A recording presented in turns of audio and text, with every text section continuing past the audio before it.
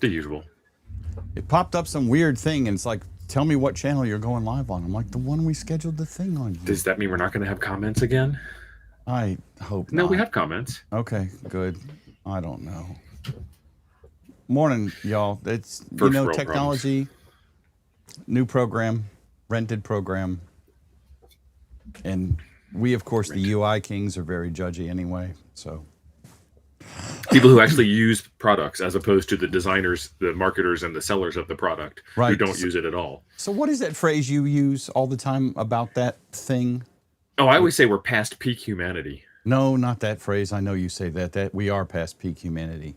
As a species, we're going downhill. I welcome the Maxulks to come radiate the planet. No, they're not You had eating their one own job. dog food. Oh yeah, dog fooding. Yeah, it's called dog fooding in the industry. See, You should never make a heard that. product and then you should do it. You know, if I make a car, I should drive it. I gotcha. Rockstar Dave, good morning, sir. You must have worked last night instead of sampling the brown liquor. It's not that he's up early; it's that he hasn't gone to sleep yet. That could very well be. Dave's a very busy man for a gentleman of his age. Little hair of the dog. Yeah, could be. And I see Rockstar Dave, Elodie, good morning. Good morning. Bill Cooley, Hillbilly The usual Ham, suspects. Ronnie. Tim made you late. all the other suspects. Tim made us late. I will speak with him. And Tim will care about as much, as I would if Tim was vetching at me. So give him a firm good talking to, and he's going to be like, Yep, that's what he'll say. Yep. I don't think anybody streams right after us this morning. So I have a friend who is so laid back, and Tim is actually not very laid back, especially compared to my friend. I actually almost ran him over with a skid steer, which you guys might know as a bobcat. It's kind of like soda and pop and Coke. It's all the same thing. And I almost ran him over with a skid steer, and he's like, okay. And then at his wedding, the preacher said, do you take this woman? And he said, I suppose. That's just how he wasn't being like mean or anything. It's just how laid back he is. Cool guy. It sounds like our old fire chief. We always kidded about him. He would never get excited about anything. Steve, do you need to change out the French fries or something? What's up, That's Timmy? my wife's alarm clock. Tell her to get out of bed. Yeah, it's a long story. We had an old fire chief, the one that was the chief before I was, and he would not get excited about anything. And we always teased that if his pants were on fire, and of course he's real Southern, if his pants were on fire, he'd be like, y'all get him in and bring a hose over here. And that was his entire reaction to anything, really. I would love to be that laid back. I have a lot of patience. It just doesn't show most of the time. Yeah, you totally patient. I know. Yeah, that's the TO I know. Mm-hmm. We got a lot to digest, cuss, and discuss this morning. I guess. Yeah. Hamfest. I enjoyed the daylights out of Hamfest. I thought Huntsville was great. Always a blast. I love seeing you people. Absolutely. Got to meet a lot of you, hang out with a bunch of you. Some of you I didn't get to see because y'all were eating burgers at the pavilion while I was busy falling out of an airplane. But other than that, it was cool. And hopefully I got to see everybody at... You have a choice. Right. I wanted to jump out of the airplane. They wanted to eat hamburgers. So, and Chris is right. Why are we hitting the like on the way out? Slap it on the way in. It didn't make you a sandwich. It owes you money, whatever your excuse is. And, So it's the tipping thing. And I'm not talking about like you owe us tips because you do. And, we'll talk about that later. But right now. And there ain't no such thing as a free lunch. Yeah, the Tanastaffel. Tips used to be something that you would pay to ensure prompt service tips. But Americans. I did not know that. Yeah, because we're weirdos. Like, so you go into the bar and you slap, $100 down on the bar and you order a whiskey, which at the time was like, what, $2? So she'd keep them coming. The bartender would keep them coming. Yeah. He would keep them coming, whatever gender they happened to be. Didn't mean to gender assign the 1800s bartender back there. Anyway, so you would ensure prompt service by showing that you were going to take good care of your bartender. And that actually works really well if you still do it today. And then Americans, we wait to get good service and then we tip. And we've taken it one step farther than that too, which is even great because if you give somebody a lousy tip, it's your fault for being a bad tipper, not their fault for giving you bad service. So it's like, it's just going worse and worse and worse. Fredward, good morning, sir. A special good morning to you since you're driving and shouldn't be typing on your phone while you're driving, Freddie. Why did I read that as going to visit your mom, Jim? If he's going to visit my mom, he has a very long drive and he'll have to bring And a a shovel. shovel. Yeah. Yes, you people out there in the audience, Bricker, we're even talking about you, not just Atlas. So I'm just saying. I thought it was a great Hamfest. I think I don't know the attendance figures, but it seemed to me like it was a fairly large crowd. Our Friday burgers was higher. Our FDIA celebration was higher. That was fantastic. We actually threw in some last minute FDI events that we didn't even have planned, and some of them got removed that we did have planned. But we're on year 3 now. We're going to do better. 10 out of 10 would do again. I think so. I mean, the Gigaparts. We had a little bit of rough communication with Gigaparts at first. Part of that is because T.O. is so patient. Numbers. I was extremely patient. They don't know how upset I was. Right. And I didn't tell anybody publicly on a live stream on YouTube or anything. But it worked out at Gigaparts. We had an excellent turnout at Gigaparts. Probably, 60 people, 80 people? Yeah, I mean, they even put one after dinner, and we left, went to eat, and then came back, which was pretty good. Yeah, they did reschedule. Kansas Tom, who is smarter than either of us for sure. Combined, times 2. Tom's presentation got shuffled till after dinner. And me and him were like, well, ain't no one going to be here. And Tom said the same thing. He's like, the only people that's going to be there is me and me and Jeff and Howard, the other 2 guys that rode with him. And I said, we'll be there, Tom. Solidarity, brother. We'll be there. Me and T.O. will be there. Morning, Julie, and hi, Vaughn. Yeah, right. But we had quite a pretty darn good crowd at 6 o'clock at night after dinner. So worked out really well. The meetup at the pavilion, the FDIA stuff at the pavilion on Wednesday was just jamming when I got there. It sucks that I missed it. Yeah, I know. That whole situation kind of sucked. The airline did you wrong, buddy. They did you wrong. Don't lie to your customers. Right. It's like rule number 1. But we did drop the DMR presentation because my partner in crime was not there, and by that time everybody was like, I don't care. I want to go home. Okay. Didn't hurt my feelings. We all agreed. All the smart people on the mountain were like, we already know this is true. You can make a simplex DMR contact without the internet. Right. It's the people that weren't there that needed to hear the word. But we had a great time. A lot of good food, a lot of good friends. Bought a lot of crap at the Hamfest that I didn't actually need. I've already sold some of what I bought. I bought a IC-7. I'm trying to not pay attention to him. It's distracted me. Here's another distraction. Jason. Thank you very much, Jason. $2 super chat. Brother Jason, thank you. Passing the plate. Pass the plate, Jason. That's exactly right. Appreciate it, brother. He's kicking us off, actually. He's not just passing it. He's starting. He said, give me the darn plate. We need to move this on. The opening bid is $2. Yeah, do I hear 3? And I ended up trading a wireless rotary Freedom Seed dispenser for a radio. Oh, a rotary. I like it. Yeah, rotary. I bought an IC-7000. I've already sold the IC-7000 to Boston John. You didn't even get to turn it on. I mean, luckily it was on at the Hamfest, proving that it worked. Oh no, I had it on here. I actually made a contact on it. I hunted somebody on it. Never use a radio Perry over here. Well, John and I were talking about it. He's like, "Oh man, that's a radio on my bucket list." And I'm like, all I'm going to do is play with this a couple months, maybe make a video, and then I'm going to sell it anyway. I'll sell it now, John. I don't care. So it's already packed up and winging its way toward Boston right now. Meanwhile, Jonathan, who wants to extend the Hamfest love, I guess is the word to use, was at a Hamfest up in the Boston area yesterday. Boston. In the Boston area, by the yard. And he said, aren't you looking for the 1000 MP Mark V? Wasn't that the one you were talking about? That was all you could talk about at the Hamfest. That you missed out on? You missed out on Dayton, and I missed out. Yeah, and I missed out on it at Huntsville. Son of a gun, he stumbled over the top of one. The 1000 MP Mark V, the 200 watt model, not the field model. So Jonathan had paid me for the 7000. I returned some of that cash back to Jonathan for the 1,000, and so he's shipping me the 1,000. I didn't even go to the Boston Hamfest, and I bought stuff at it. So, was that a single action rotary, or was that like a Eastwood rotary, or was that one of those modern, or even ultra modern upside down rotaries? Which No, kind of it's rotor are a- we talking about? It's a Eastwood style rotary. Okay.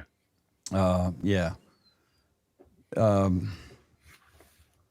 The one in stainless with a 2.5 antenna, a 2.5 gigahertz antenna on it, so to speak. Ronnie, outstanding. Ronnie bought a Heathkit TNC from me. Oh, nice. That Oh, has that been old sit- that old brown one, yeah. That old brown one, yeah, and with the manual. And he sent me a picture. UPS completely destroyed the packaging on that thing. I mean, Yeah, it we have learned. It looked like wild animals got at it. We have learned the hard way about the UPS thing. Yeah. Well, Joe Brett's still learning because he ain't got that ATOS yet. Not the one from me. Yeah, so the lesson that we learned, we will pass it on to you. We will preach the good word of how to solve the shipping problems. When you pay for insurance with UPS, pay twice as much. Like if the item is $100, then you want $200 of insurance on it, because they only give you $100, which means you've lost the item, they've destroyed it, and they paid the person that you sold it to because you're a good person, and you took care of the person you sold it to, and you are empty-handed. So twice as much insurance as you think you need. That way you get your kickback, the person who bought it gets their kickback, and UPS gets to keep the antenna that they wanted so badly. Yeah, because Hey, Vern's here too. when I insured the antenna that I sent to Joe Brett, I insured it for what I pay. It's the one I bought from Other Andy. Nice. That's Dave, my man. You got to ask yourself, was it 5 shots or 6? 6 shots or only 5? That's it. Yeah. Anyway, yeah, so when it got lost, I filed the claim and they paid like the next day. I had the money in my account, but I'm like, on the wrong mic. well, see, I got to give Joe Brett some I money. am on the wrong mic. I don't got nothing. Now I'm on the right mic. Oh. Hi, good Steve. morning.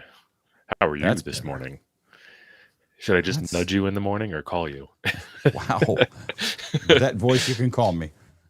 How do you like your eggs? Jim's like, unfertilized. Unfertilized. That's right, unfertilized.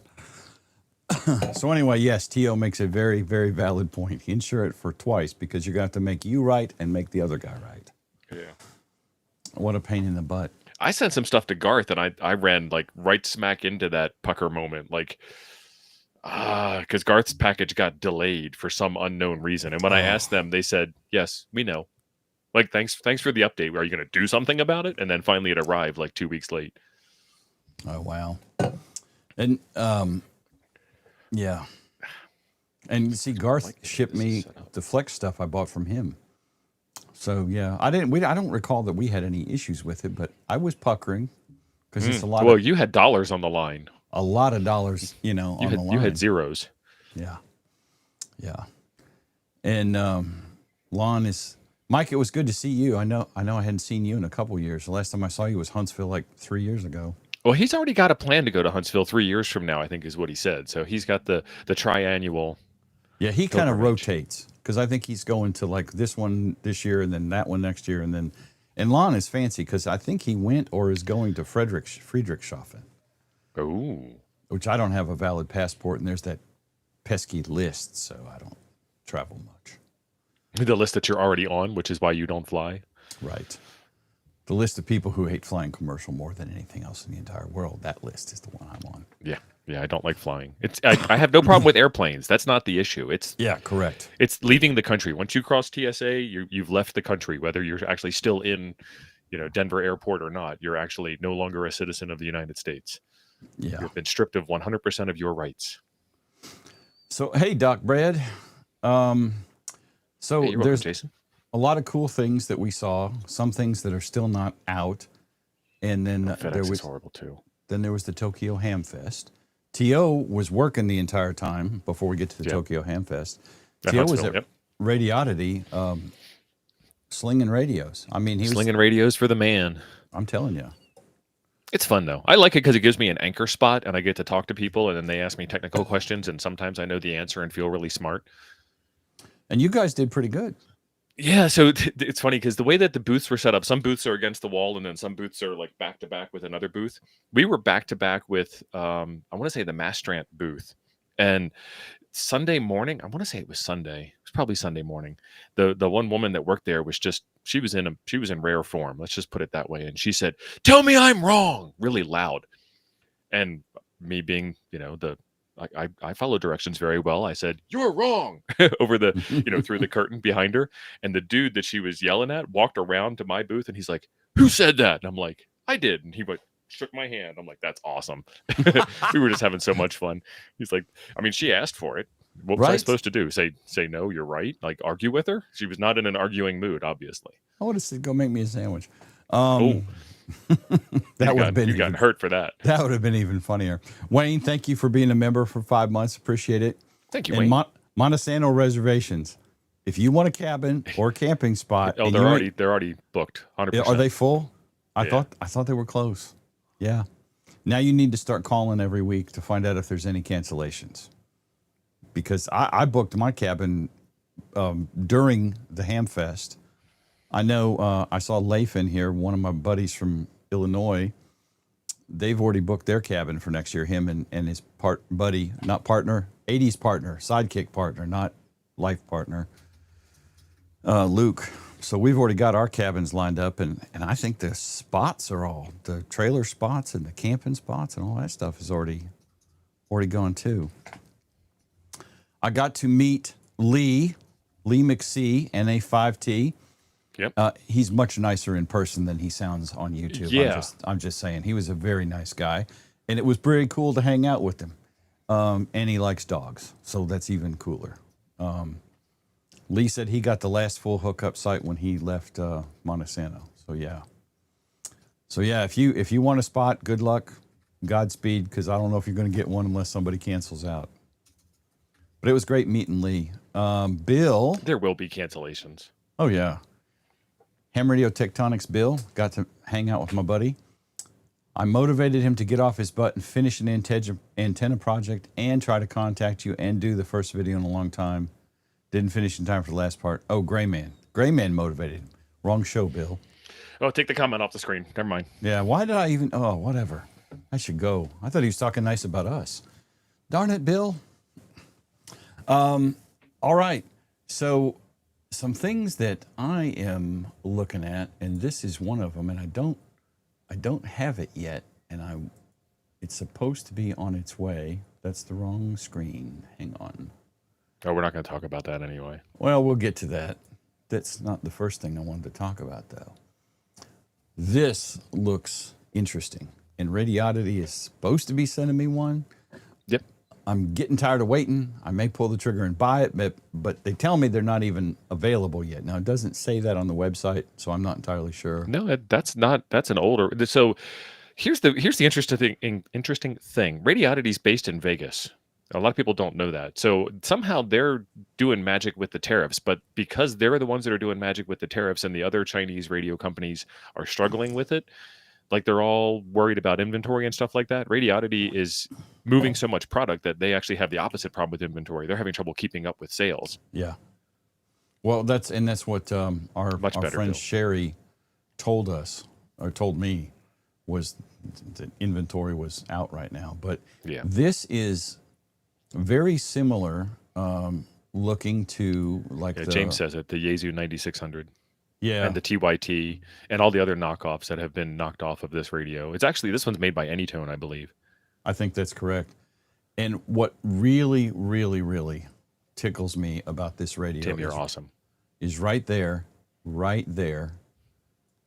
And I don't know how well that shows up with all this. Oh, the microphone plugs into the head? The microphone plugs in the freaking head. And this is also reminds me of the Kenwood 710 screen. Now this is the longer, skinnier screen instead of the shorter, taller screen. But Yeah. But I still think this is a cool radio. And T.O., you were telling me about another one that they're coming out with that is a 7600 clone. Yeah, Vero N7600 clone, and I want to say it's the DB50-B for Bluetooth. Radiodity actually has understandable naming conventions, and it's probably going to be on the Radiodity homepage in the carousel. because I don't think they actually have it for sale yet. I hadn't seen it. I'll go back to that in a second. But Doc Brad, it's the N7600. Doc Brad, thank you. thank you for the super chat. It's about time Icom improve the receive on the 7300. Now, do you get the 5200 or the D750A? If the 5200 has KISS, then there is a choice. I don't think Icom has any radios with KISS built in. I don't think so either, off the top of my Lee head. is saying it does. So KISS is not just a data port on the back of the radio. KISS is actually like the computer hands a command to the radio, and then the radio goes and does the thing in RF. Whereas, like when you use Direwolf is the TNC, and it hands audio to the radio, and the radio just blindly transmits it. So KISS actually means something. I say transmit call sign, and the radio goes, I know what to do with that. I'm going to transmit your call sign just like I was told, essentially. And Lee mentioned the 5200. This is the new 5200 here. Finally, a decent screen. Let me see if I can plus that up some. Nope, not plussable. Not clickable. There's just a tiny picture, and that's all you get to see. Again, Right, dog fooding. There we go. We know how to do this. No, I Right forgot click, I was open on a new Mac, not tab. Windows. Yeah. I forgot I was on Mac and not Windows. And if you look at this, that's the microphone cord plugged into the base. Yeah, that makes no sense. And there's no details available on this. This is what there is, and this is on W3KWH's website. Yeah, it literally says no details yet. We just got a picture. Yep. And the shocking part about it is their salespeople also just got this same picture, and that's it. And it probably doesn't come with a bracket, so expect to spend another $70 to $150 to mount For the a damn piece of thing bent metal. Yeah. in your truck, however you want to put it in there. The big news is this thing, the 7300 Mark II, and I've got a better. Let me change to this one. Damn it, mouse. There we go. So the 7300 Mark II. I think they've done some good stuff. It's stuff they should have done years ago. There's no reason they couldn't have done most of this on the 7300 Mark I.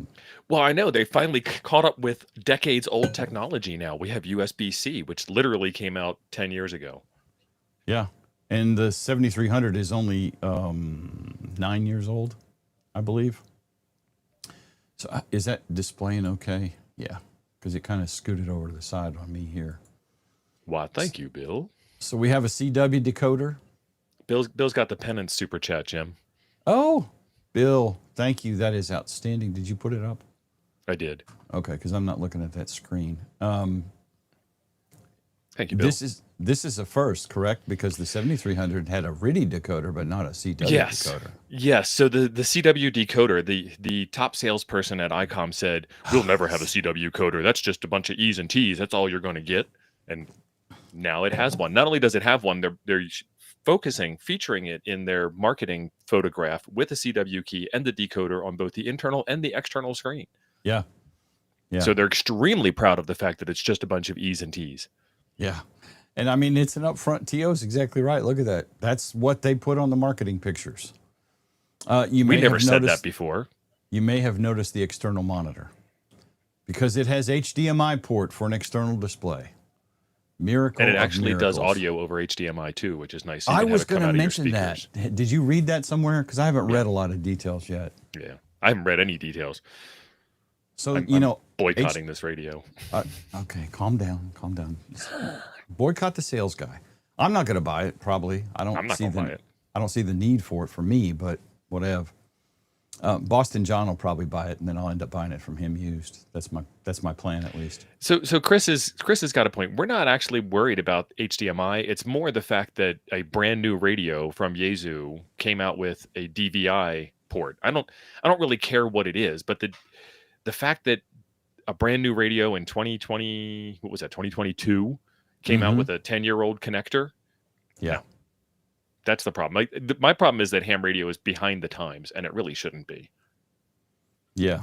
And well, the 7610, I don't know when it was released. I have no idea. But it had a DVI connector on it. When DVI has been old forever, HDMI has been out 20 plus years, I would guess, or damn close to it. I could look it up, but you know. And right. And I know the So could you. 7610 isn't 20 plus years old, right? Right. But it came with a DVI connector. And then the word we hear from various salespeople, not just the particular one we're vetching about right now, is licensing. So you can't afford the dollar it would cost to license USB-C or HDMI into your radio. I mean, the Raspberry Pi Foundation can afford it. Well, here's the thing. You don't actually need the license. You can say HDMI compatible Right. and not pay the license and Which use makes the them port stupid. and have the technology, or you can get the 4 letters in the fancy shape with the TM next to it. Right. So before we go too far, Doc Brad says, if you want kiss from these radios, do you take them to dinner first and open the car door? Ham chivalry. Thank you very much for the super chat, Doc. And he's correct. You got to wine them and dine them. That's right. I can't disagree with that. That's not a bad idea, dude. Honestly, with the 7500, the 7600, the whole thing is out of the way, and you can Put it in the glove box, put it in the trunk, put it in the center console, forget about it. Use the Bluetooth mic, and get the Bluetooth mic off of eBay that has the screen on it, too. Yeah, absolutely. Gray Man, you are so full of crap. Really? You're going to dump the Flex for the 7300? You are not. He just wanted attention. He's that kid jumping up in the back. Oh. Me. Stop it, Tim. You're not going to do it. We know you're not going to do it. Lee confirms no mic on the 5200. Ray said they can sell you the Bluetooth speaker mic. Of course they can. Well, don't they have to sell you the Bluetooth module to put in the radio and then the Bluetooth mic to go with it? Unless it's built in it. I don't know.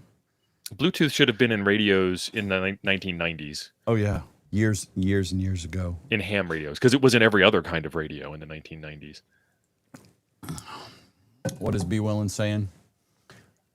Ray showed to Prep Ham Paul on his Tokyo live stream there's a magnetic head mount bracket. Okay. Yes, but it's not in the box, is it? Is it in the box? Is there a way to mount the magnetic head mount bracket to your vehicle? 3M VHB tape, yeah. Yeah, I mean, I don't know. I'm not saying there ain't one. Well, yeah, I am. I'm saying there's no bracket in the damn And it's box. tradition that we put a mounting bracket in the box for a mobile radio that's supposed to be mounted in your car. However, we're hams. We can mount things. It's more like, I've said it before. Once a technology has been placed into the ham radio space, it should not be removed. You know, once we get Bluetooth into a radio, every radio ever made, and here's a good point: the 7300 Mark II doesn't have Wi-Fi in it. They've got it in the 705. It's been placed into a radio. It needs to stay in radios. Every new radio should have at least the features the old one did. Well, and I don't, from an engineering standpoint, I don't get it. And there's, stuff that I may not understand about it from an engineering standpoint, but from a marketing standpoint, why would you drop a new radio in 2025 when your older radios have Bluetooth and Wi-Fi, the 705, and this is going to be a new radio that you are putting out in 2025 that does not have Bluetooth or Wi-Fi? Wait, what? Why not? It's a small $3 chip. Yeah. In Amazon quantities. You pay $3 and I think you actually get a 3-pack, the ESP32. Yes, absolutely. So you have the processing power of a Pentium 3 Windows PC with Wi-Fi and Bluetooth built in. It's crazy. Do I think it will outperform the Flex? Tim or Bill? Bill's asking Tim again. Bill and Tim are having their own side conversation. Are y'all having a bromance, Bill? Yes. I don't think it will. I don't think it can, but I don't know. I'm curious about it. Let's see. I think. Oh, Hillbilly Ham says Bluetooth is built into the 5200. In the 5200. Well, it would make sense for a mobile radio that it's got it. So anyway, especially if it could connect to the Bluetooth audio in your car and you had a little PTT on your steering wheel. Right. That would be so cool. So here is the new features on the radio. And this is the part that I know all of you want to see is the backside. Because that's the most interesting part is the backside. Calm down, Tio. Turn off your mic if you're going to make noises like that. Sorry. Baby got back. It's got an official, by God, HDMI registered trademark port right there. Holy mackerel sauce. This is a new feature, receive antenna connectors. So that's cool. That See you, Vern. was not on the, oh, Vern, I never even, howdy, buddy. It has a network connection in it. And I'm going to vetch on Yaesu on this one. Built into the freaking radio, as opposed to Yaesu, where you got to buy an external LAN dingus that's about $300 for what's essentially a USB LAN card that you plug in it. It's not USB, but you get my point. This part, simplified RSBA1 remote control. Okay, this is kind of a miss. If you've ever seen RSBA1, and I bought it, I own it, it is a flaming turdsicle. It's better with the 9700 and the 7610 than it is with the 7300, but it's still, yeah. The interface is, it's convoluted. I don't care for it. It works. I've made it work. It works fine. There's videos out there with guys who love it. There's a really nice British man did 2 or 3 videos on RSB1, and he was using it like crazy. On the official Icom channel, I mean, those were actually well-produced, well-done videos for a ham radio manufacturing company. I'm just like, it's very kludgy.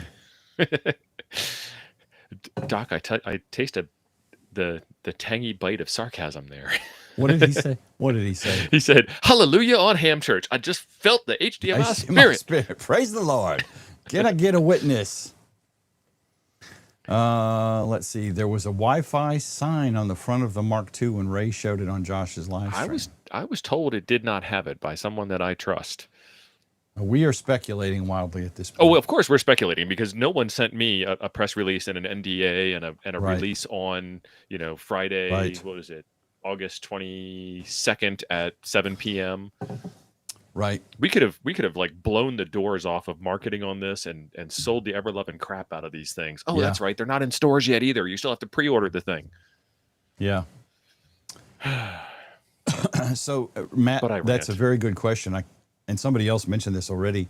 The price on the 7300 used market, got to go down. Well, I can't tell you what the price will be on a used 7300, but I can guarantee you, absolutely, without a shadow of a doubt, guarantee you that the price of a used 7300 in the Boneyard at the Hamfest flea market will cost more than the brand new 7300 at HRO inside at the flea market.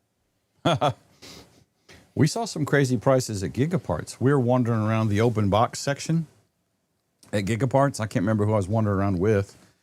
And I know Bill was there and a whole bunch of other people. Anyway, I saw a open box 7300 for $1,400. Wait, what? You high? Y'all been in the ganj or something? Well, so when you unpack it, it has the box. When you unpack the box, in the bottom there's a layer of $100 bill packing material. It's actually like a $500 radio with $800 worth of packing material. Now, Andy Talley says they both have Bluetooth and Wi-Fi. Yeah. So, again, we don't get the information. We only get the speculation ability because, I'm reading, guys, I'm reading their marketing crap right here. Pre-release information, official, Icom, hoo-ha. This is on QRZ. So, I mean, a trusted website. Is it posted by QRZ or is it posted by some ICOM rep? Who posted that? They took pictures off of the... Yeah, these are pictures. This was posted by K5KNM. Because if you go to the official ICOM search and Command F Wi-Fi, are you going to get an answer? It's not listed there. Yeah, I don't see it here. So anyway, it also has... We'll answer the Wi-Fi question before the show ends. USB Type-C with dual COM plus audio. So this gives you your 2 COM ports for audio in and audio out, 2 applications simultaneously, such as FT8 logging and contest software with just one USB cable. What? Jim put up the peace sign and you got the balloons. Oh, okay. So that's nice. That gets rid of that stupid USB Type-B host connector dingus and having 2 USB cables. So that's awesome. Let's see. ALC and PTT jacks for use with an amp. And I do care that they do it this way because it's a whole lot easier to get a hold of RCA cables than to find the correct multi-pin dingus to RCA breakout cable. Yeah, the multi-pin to multi-pin. Neither of the pins line up on either end cable. Right, yes. It's got a 9-pin on one side and a 6-pin on the other, and obviously 9 plus 6 doesn't work. Right. Well, like my Kenwood TS2000 does not have those. I have to break it out from a 13-pin Kenwood connector to hook to an amp. So Andy talked directly to Ray. okay. Well, Andy, why the hell don't you have a YouTube channel? Because you apparently get way more info than any of us do. That is awesome, Andy. Okay. Well, there you go. From Andy Cowley, probably the most knowledgeable YouTube ham subscriber there is. Because he's on all these dang streams. See, Andy has more pull than we do, obviously. Yeah. And good for you, Andy. Well, that's what I'm saying. I'm not jealous or anything. I'm jealous of Andy. I'm totally jealous of Andy. Anyway, so that's the big news, the 7300 Mark II. And I don't know if you haven't noticed, there might be about 13 to 25 other YouTubers that have showed all that and gone on about it for some amount of time. So, you know, apparently Ray was on Josh's stream. I'm not Josh. But it hasn't stopped a whole lot of other YouTubers from posting videos about that and reading through the specs. So I think it's interesting. It finally has some features that are modern that should have been in the 7300 Mark I, in my opinion, but there it is. I'm trying to think of, do you have any pictures of the radio you were talking about? The Radiodity one? That's the... I have the N76. I actually have the N7600. So that one's a straight up clone of that one? It looks like this, except where it says VGC up here in the front, it says Radiodity instead. Okay, so it's like literally the same radio. Yeah. That's kind of on my to-do list too. Now, what are you using for you're just using the phone with that, or does that have the cool mic? It has a really nice microphone in it. The new mic has a screen in it. This is the microphone that plugs into the radio. So all this stuff is done on the screen level, and you know you have your up and down buttons on the sides here on the hips. Okay. And then the front and back, and then there's more buttons on the front. You can do full programming from the front of the radio if you want to. Now that is a wired mic. Is there a Bluetooth equivalent? There is. There's a Bluetooth without a screen that they still manufacture and you can buy brand new. And then there is a Bluetooth that looks kind of like a little HT that they manufacture. And I mean, it looks almost identical to this, only smaller and thinner because it's not a transmitter. Right. Well, I mean, Bluetooth is a transmitter, but it's not a ham radio transmitter, low power, etc. But you can only get those on eBay. Is that why eBay? Are they being sold? Because they don't sell it new anymore. Oh, okay. That's an old thing. Huh. Yeah. That's weird. I would think that they would want to push that out. Ham radio manufacturers are a little weird. They do not really... I mean, the Chinese manufacturers are a hell of a lot better than the Japanese manufacturers at taking feedback from their customers. When Mike said, I don't like the red on black text on the screen, they changed it to yellow on black, like within 2 days. Yeah. When we said, we'd like to have a Bluetooth KISS TNC built into this, within a month we had it. And, free firmware update, no problem. And that's, I haven't taken one of these apart. I really need to take one of these apart. I don't like taking HTs apart. I don't like taking snap together things apart. I'm always afraid they're going to snap untogether and never snap back together. Mm-hmm. But I bet there actually is a real microcontroller in here doing most of the heavy lifting. And I'll take the 7600 apart. I'll do that on a video and we'll see what's inside of it because it's the same architecture, just more powerful finals. And those are neat radios. I like it. I'm not much of an HT user. That doesn't stop me from acquiring HTs, but that is a nice radio. And the build quality. Well, you just got a new HT. I did. I traded a power supply, a broken power supply, for a D74. That was the steal of the Hamfest right there. The steal of the Hamfest. Well, he's already messaged me. Oh, we fixed it. It was a solder blob. I'm like, I don't care. Don't tell me. I Yeah. don't care. I don't want to know. I want the devil-possessed thing out of my house. I want to make it go away because Hollywood and I have spent hours trying to debug that thing. And Howard emails me and like the next day, oh, we found it. It was a solder blob. All good now. Shut up, Howard. Jim's not bitter. No, I'm not. I'm not really because I'm still pretty sure that thing is possessed. My next Well, you move did on get it the was- better end of the deal. I mean, you offloaded about 40 pounds of weight. Yes, and I got did. 3 pounds back. Well, that made sure that Tom's truck wasn't going to get stuck in the snow on the way back to Kansas. Right. Because In August. yeah. And Tom did note that every time he comes to Huntsville Hamfest, he leaves with a lot of my stuff back in his truck as he goes home. Well, I mean, it's a good waypoint for the two of you. I mean, you actually get the better part of the deal. I think he's got like a 6 or 7 hour drive, and you I have a think 3 he's got hour like drive. an 11-hour drive from Kansas, I believe he told me. Well, Tom's actually coming from Oklahoma, I think. No, he's in Olathe, somewhere, Olathe or Overland Park. I can't remember. Perhaps if there was some thing we could use to look Database up. we could look up where Tom is at. What's his call sign again? WA2IVD. Tom lives in Kansas, as does I met him in Howard Oklahoma. and I Jeff. gotta log in. Yeah. I know why QRZ wants you to log in. That doesn't mean I have to like it. I'm in the wrong window anyway. That's another rant for like dog food your product. Oh, QRZ. Yeah.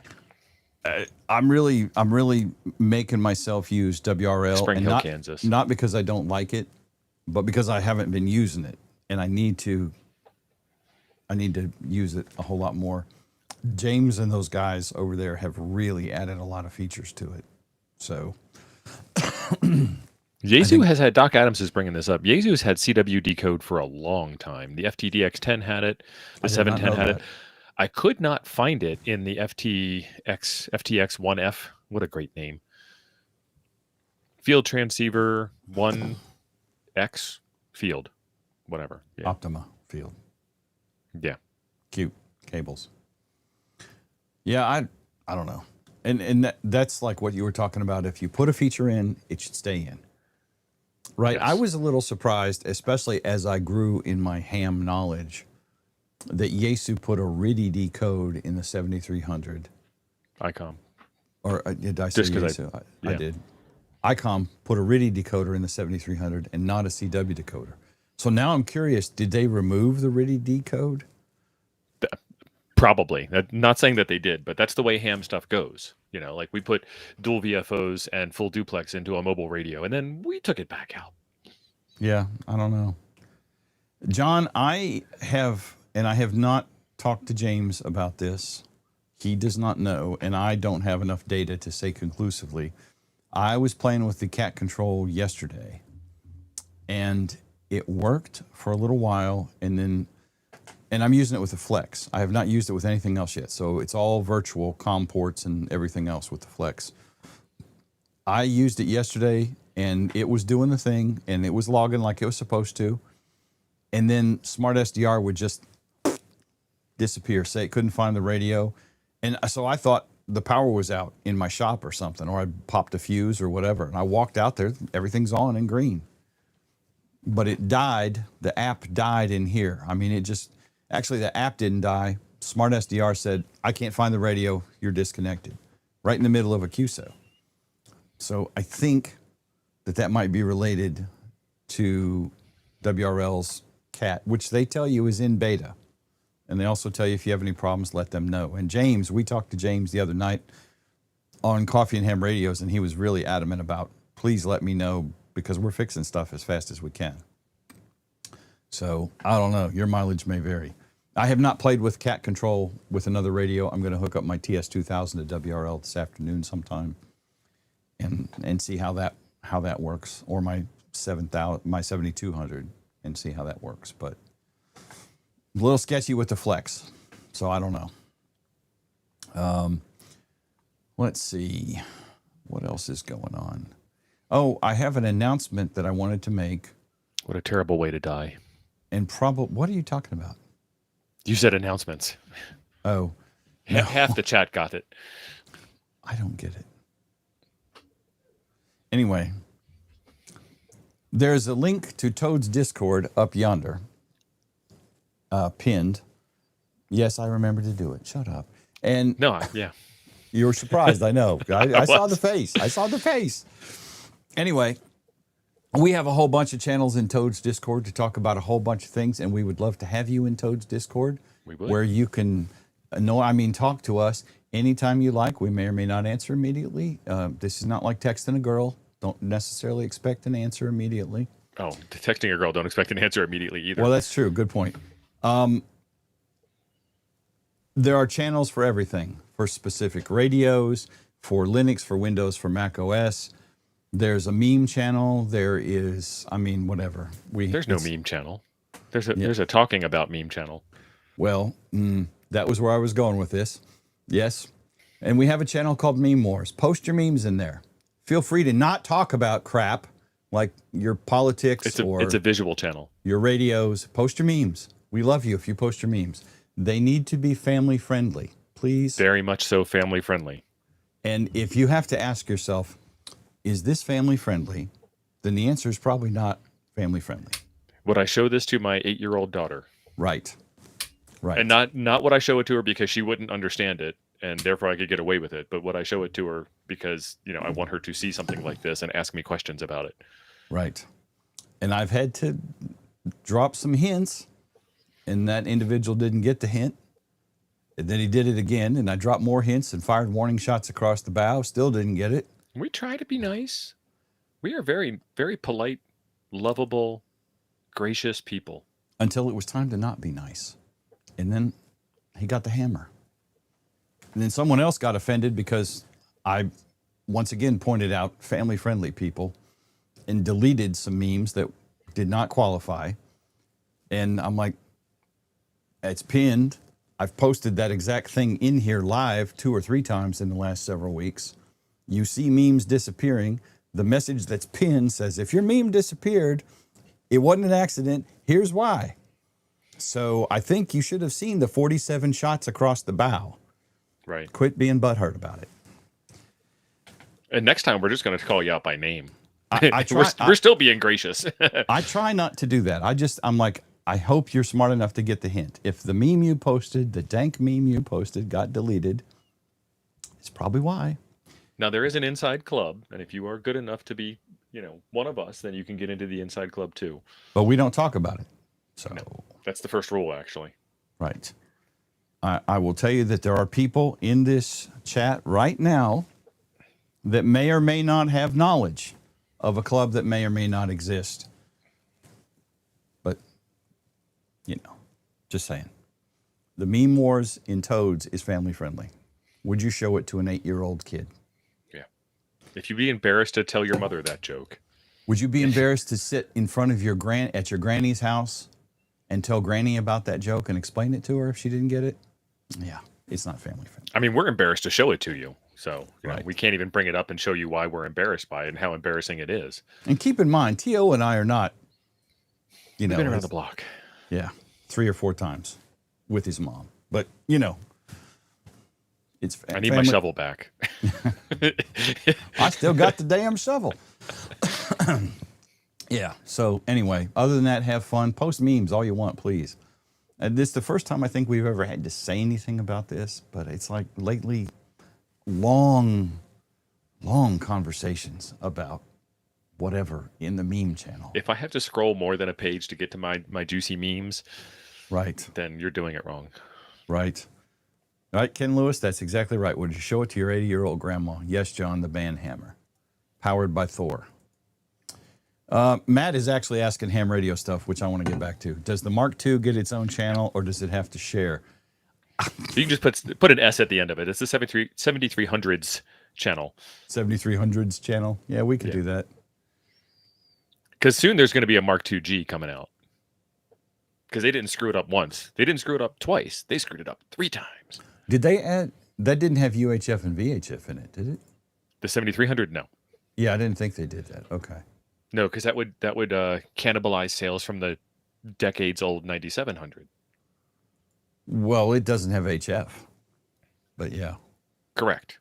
You need the pair. You need to buy the 7300 Mark II, and then you need to wait until the 9700 Mark II refresh comes out. Right, which God knows when. And I was talking to someone yesterday who's interested in buying a 9700, and he offered me an egregiously low price, and I'm like, no. Because retail on the 9700, which is, how old is that thing? At least a decade old. It's $1,800. Yeah. $18.99, whatever. So, I think, And it's not without its flaws either at that price, by the way, because people talk about Chinese crap. Let's talk about Japanese crap. There are problems with that radio. There are, and I don't feel it's as bad as it's been It's made not out bad, to be. but you know, for how high of a pedestal we put Japanese radios on, those problems shouldn't exist.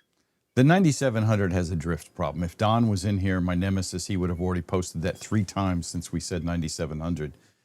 It does drift. Hayden did an outstanding video on the 9700 several years ago on how to correct the drift problem. I think I did one. I don't remember. So it's fixable. And the drift is really only a thing at 1.2 gigahertz. It's not nearly a thing at 2 meters and 70 centimeters. So The it's Leo more Bodner mod or whatever it's called. Yeah, the Leo Bodner thing. It's a GPS, and you're doing a GPS lock. It's not really a mod on the radio. It's just doing the thing, running the software to lock the GPS, and then adjust the 9700 to get on, and then it uses the GPS to stay on. Now, the 9700, in its defense, and people are saying it's good radio, and it is. I think it but is. It's the only radio of its kind that I'm aware of at this point. You know, a VHF, UHF, SSB, high power rig with full duplex and cat control. Yep. And D-Star. Wow, yeah, goes without saying, which is why I didn't say it. T.O. hate the D-Star. we were traumatized by D-Star Live. I mean, it's affected T.O. deeply. And Ed is exactly right. That's what we were talking about, the Leo Bodner GPS thing, and do the procedure, and Bob's your uncle. Problem solved. Ronnie, that's essentially what it is. Put it on GPS. Don's Locks, good to see you in the chat. It's like the middle of the night where you are, mate. So you're a dedicated ham church goer if you're even here. Thank you, Don. Let's see. So I think that's about all the news that I had come up with. I mean, I can get my used 857D, or I can get my used 706 Mark II-G and have some of those features, but I don't think either of those two are full duplex. No, I don't think so. Yeah, see, so Jason was talking about. You can use it for satellite. The 9700 will work with satellites. Yeah, it's a moonbound's favorite. Jason was talking about doing 2-meter FT8 at Montesano, and I'm like, the only radio I have that will do that is the 705, because you need to be sideband. I mean, you can do FT8 on any mode that you want, any modulation that you want. But to do it right, you should do sideband. And the only radio that I have is the 705, and taking that with me on an airplane is it's a huge beast. It is not a packable radio. Midnight Vespers, nice. Yeah. Well, if Don's is here, it's Oh Dark 30 for Don. I mean, Hayden never comes on my show because Hayden's sleeping. Yeah, you know. And speaking of Hayden, he's got a stream tonight at 6 Central Time, so adjust for your location. And we're going to talk about something cool then. But Hayden did a very good video with probably way more detail than Tio and I talked about on the 7300 Mark II, and I recommend you go watch it. And if you don't like Hayden, there's something wrong with you, because he's very likable, even for an Aussie. And all the other ham tubers have done, there's probably 20 videos out there already on the 7300 Mark II. We're overstocked on speculation. Well, I mean, I never get on that train. I guess I could. And I don't want to say anything bad about any of them. It's just not my jam, because it's like you don't have anything to show. You're essentially reading the marketing stuff. And I'm like, I just don't feel it adds any value. It's not worth my time to sit in front of a camera and read marketing stuff to y'all, in my opinion. You can Google it. And Darren's up too. Wow. Yeah. I was gonna say we got a couple of VK folk here. I didn't notice Darren in there earlier, but yeah. If you're here from VK, you're my heroes. Now, I'd be asleep right now. I'm gonna stereotype a little bit. We were talking about this a little bit before the show, but hams have a very specific demographic. You know, older males. Mm-hmm. They're probably getting up for their 27th middle of the night pee. At least. They're not actually like, fully awake, sitting on the couch, dressed, ready for business. Devin has an interesting comment. If Yaesu made a direct competitor to the 9700 and then added some higher bands. Just the thing I think that a lot of people forget, especially hams, even though it doesn't stop us from bitching about it, is they got to find the market for it. Now, nice, Ronnie. Are their marketing decisions good? The jury's out on that. But something like that, I don't know that the market for it is there. I don't know. Well, see, here's my thought process. If they made that radio, it would easily be $5,000 plus. Mm-hmm. And what I would rather have is a small little brick that does 10 gigahertz, 5 watts. Well, I guess 5 watts is still asking a lot of 10 gigahertz. Low power. Let's put it that way. I'm trying to compare like a 100-watt radio to a 5-watt radio. Get this little tiny box that's $300-400 out onto the market that does some stuff. Get us all excited about it, and then we want more, and then we want more, and then we want more, and then release the $5,000 radio with Bluetooth and Wi-Fi and HDMI out and color touchscreen and high power and yada yada. But get the market to exist first, because that's the problem that the 905 has, which is Icom's SHF radio. Mm-hmm. I'm going to buy one, and I'm the only one in the entire United States that has one. Or, there's 4 of us. Who am I talking to?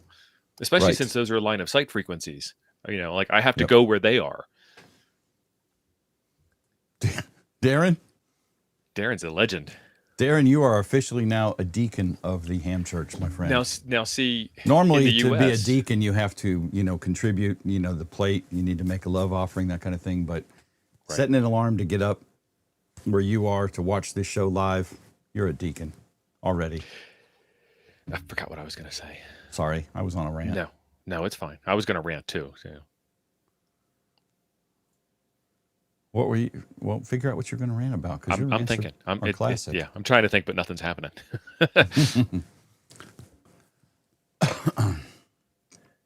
I am too, Chris. My understanding is it is point to point. The range on those things is very, very, very line of sight. Yeah, it doesn't bounce off the atmosphere. It goes through the atmosphere. Yep. And I'm not saying, like I said, the 905 is a great radio, but if I had just the 9 or the 0 or the 5, I'd be happy. But like all of the 905 together and the price tag that comes with it, great radio, but I can't talk to anybody on it. So I can't spend the money on it. I can't justify its existence, which is true of most of ham radio. It'd be a hanger queen.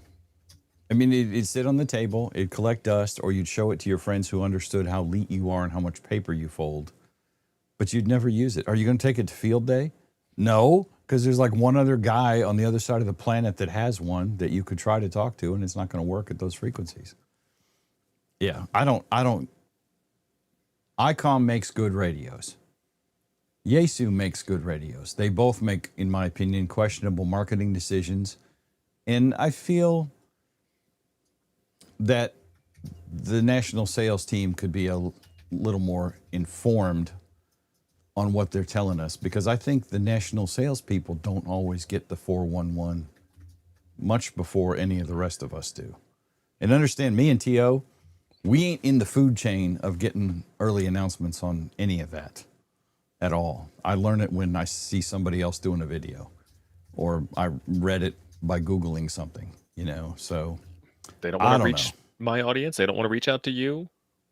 That's fine.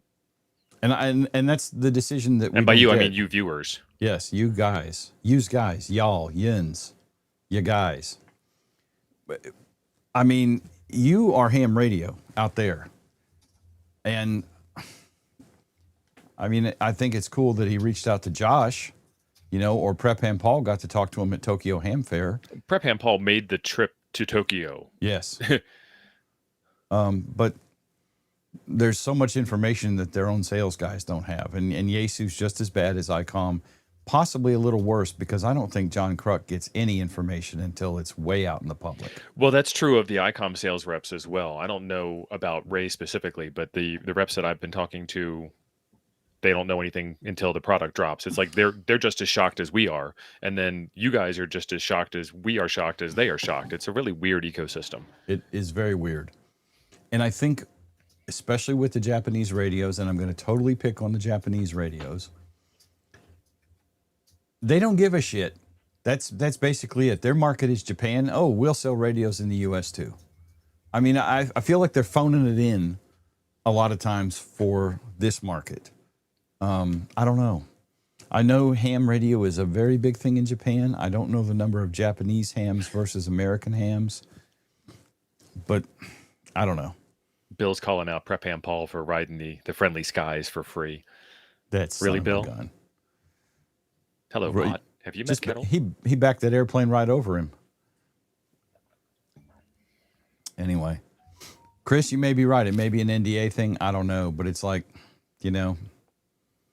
Well, I'll tell you what. If they gave me an NDA and they gave me the features and they told me to release it at 7 p.m. on Friday, August 22nd,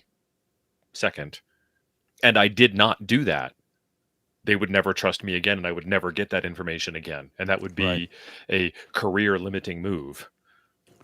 Right. Well, and Lee, I was actually going to mention this exactly. So they may have the info. Kruk may have the info. Novak may have the info. And I understand, guys, I've met both of them. They're decent guys. I think it's the way their company is feeding them information and versus what they're allowed to say when they're allowed to say. I mean, Kruk's in EMS, so he's automatically got some cool points with me because he was in the game, still in the game. But some of the info that John gets is wrong, though, because John swore Yes. up and down that you could not separate the FTX from the Yeah, Optima. because And that's then what he a couple was of months told. later, Yaesu has a product where they are not only doing it, but selling it for an elevated price. Yep, for an egregiously elevated price. Yeah. I So mean, this whole thing is about trust. And if they don't trust us, well, that tells you something. Well, I mean, I think a lot I of think it tells you times something about them, is what I was they getting at. won't let, for example, let's use John. They won't let John tell anyone anything. And then all of a sudden the news hits the interwebs and John may have known about it, but he couldn't tell anybody. Or like Steve just talked about, the information that John has is some BS somebody told him at Yaesu headquarters, and now he looks like a dork because he's swearing up and down you Morning, can't Gary. separate it. And we've got Tom made his own separation cables. John did too.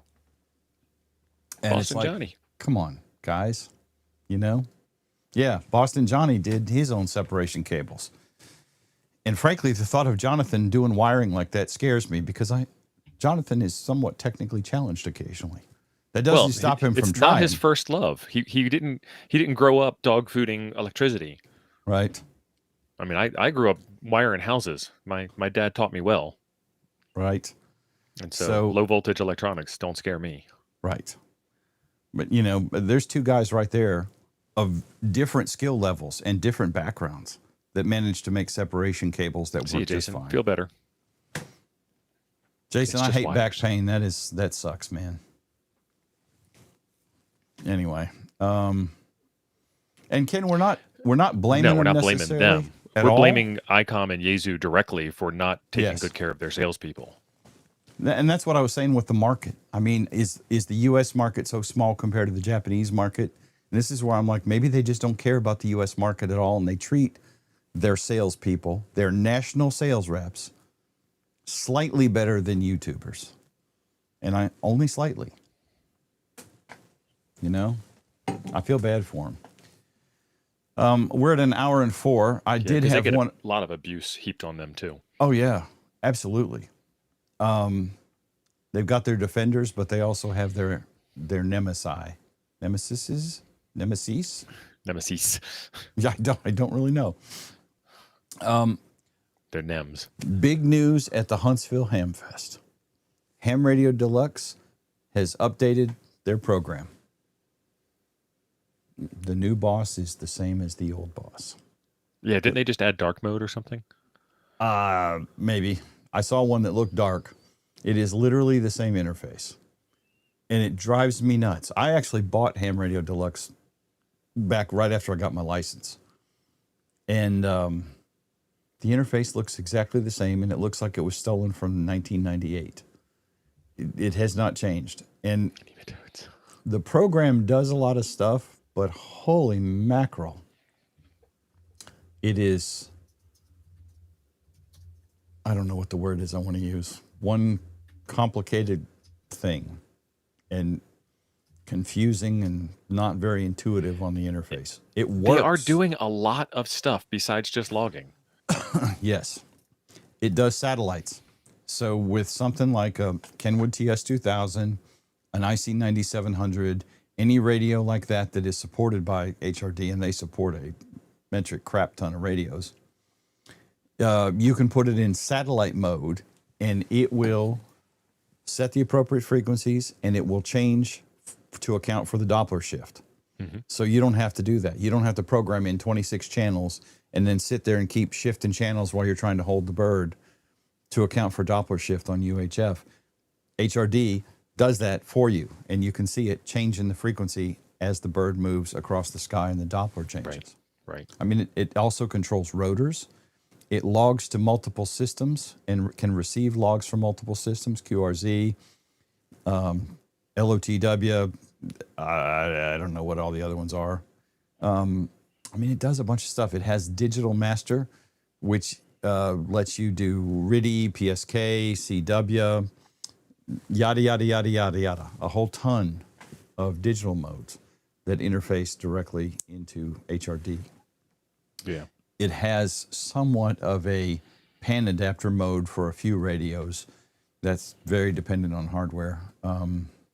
It does a ton of stuff. The program works, but man, oh man, that interface is just sucks. So our friend Jamscan has a question here for us. He says, if you want to keep a radio secret until it's unveiling, then why would you tell anybody that doesn't need to know who could spill the beans early? So there's two answers to that. One is the internal sales team that is there to sell and market the product, and the marketing team obviously should know the things about this radio, and they don't.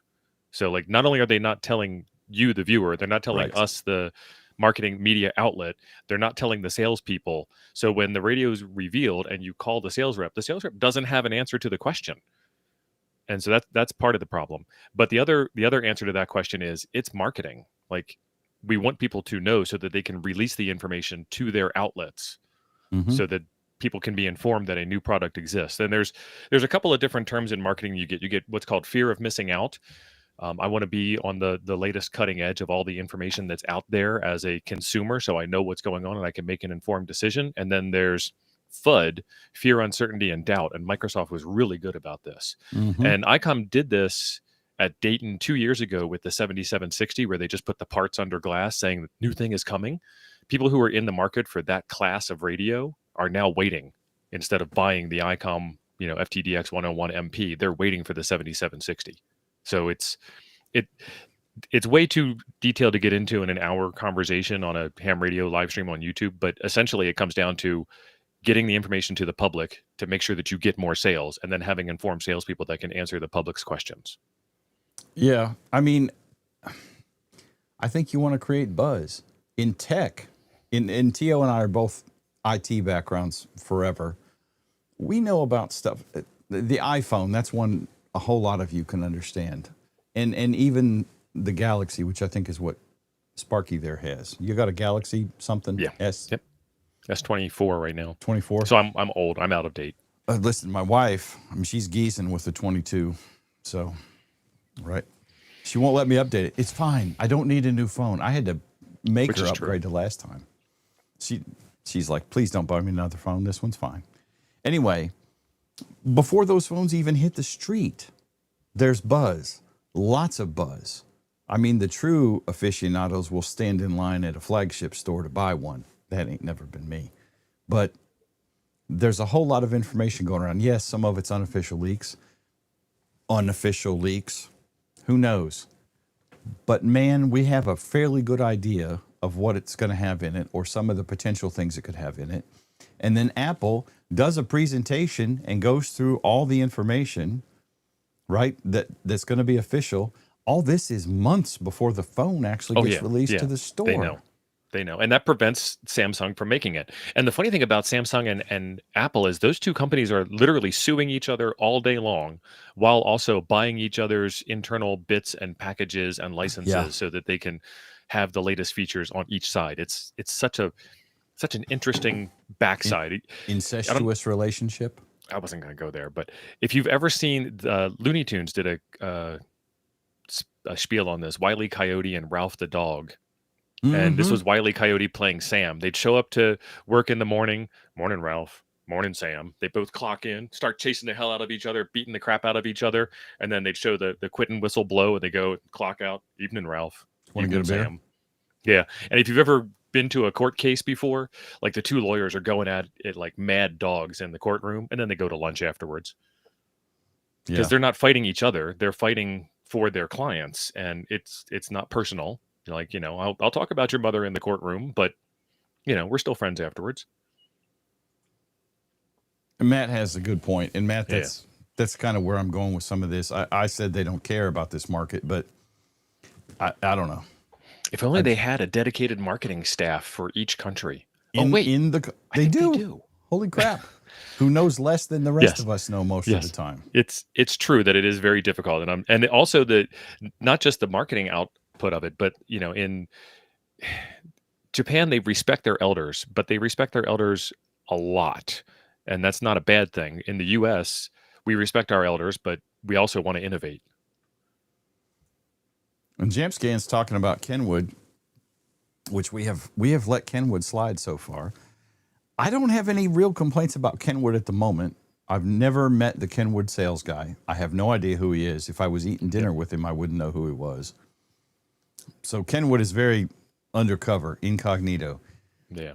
But Kenwood has announced that mobile for 6 months, a year. Or was it? I don't remember when it popped up on the inner tubes. And you can pre-order it from DX and Gigaparts and all the usual suspects, HRO, whatever.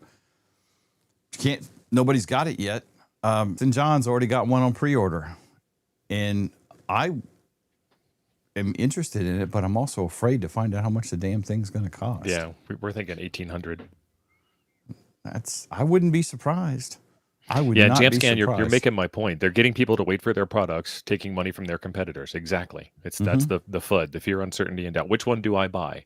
Do I buy the Optima as a mobile VHF UHF radio? Do I buy the 750 as a mobile? Oh crap, the 5200 just came out. Now which one do I buy? Out of the three radios, only one of them actually exists. But the Icom might have better features. Right. Well, and I guess has the biggest screen. I guess the 5200 that we saw the picture of is going to be the direct competitor to the 750, right? Similar size screen at least. And I can't recall. One's wide, one's tall. I can't recall if the 750's mic is in the head or the base. Yeah. I don't know that we know that specifically, or at least haven't seen a picture that clearly shows it. But, it's, I don't know. Yeah. Matt, it's not easy to market anything to anywhere. It's constant work and effort and struggle. And I'm not disagreeing with you. I'm 100% agreeing with you. But they do have a staff that is dedicated to do that very specific task. And if they don't, they really should, because that would tell you how much they care about one or the other market. But we know they do. Paul asked Kenwood about it, and they said March of next year. So that was a 2-year early product release. Wow. Because we saw it at Orlando, I thought, first. Yeah, I think that's right. And not Orlando this past February, the February before that. It's been a minute because I keep expecting to see it for sale at a Hamfest, and I've gone to every Hamfest we've been at. I've been like, I'm ready. I got my wallet. It's primed. I want it, or at least want to see it close enough before I drop the cash on it. If I, lose my mind. And then it still hasn't been out.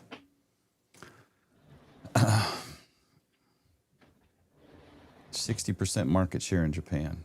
That is interesting. Since that's an American phone versus a Samsung, which is a Korean phone, I guess. I don't know. Listen, I'm not in marketing. I'm a quasi-functional older gentleman who screws around with radio and IT and networking stuff. Marketing was not a class I was paying attention in, if I was even in it. Jay, right? The Kenwood might come with brackets. Kenwood traditionally does. Yeah. Lee, that's an interesting point. And that's also why Kenwood doesn't really have a lot of ham radio stuff, unlike Icom and Yaesu, right? You've got Kenwood's HF line, which I don't even know what the flagship one is right now, but there's not a lot of other ones out there. They have, is that the 990? Is that their big Papa radio? Kenwood's, I think. Maybe. Yeah, I think so. I don't know. Yeah, I don't know either, but there's not a whole ton of ham radios in Kenwood. I think they're more public safety, aviation, marine. I know they're big in public safety because that's the UHFs that we had in the fire department were all Kenwoods for the last bazillion years. And the other companies, especially Icom, has marine and aviation stuff. Yaesu, I don't know that I've ever seen Yaesu aviation stuff. They might sell that under Vertex name because I know there's a lot of Vertex aviation radios. But anyway, I don't know. I'm not in their board meetings. I have no idea in their marketing strategy sessions. I'm just a guy on YouTube bitching about not knowing anything. Yep, John said it is the TS990. So Bill makes a very good point here. The early announcement has caused me to not spend my money elsewhere. Good marketing. Yeah. Yep. It's true. I mean, yeah, I can absolutely agree with that. So anyway, all right. Well, it's 1:16 hours. I didn't mean to do that. Okay. We've been here for an hour 16. Tio and I both probably have to go pee. Yeah, and we didn't actually even talk about everything on the schedule. So you have to come back next Sunday. Right. Yeah. We got a lot of stuff to talk about, always. And glad y'all made it. I will say that the love offerings are a little low this week. And I got to pay the rent. You know, he's not free. He's cheap, but he's not free. And this, of course, takes a lot of support. Preparation. Spackle. Right. Guys, I'm hitting the button. Thank y'all for coming. Appreciate it. We'll see you next week. And button, where did it? This mouse jumps around sometimes. End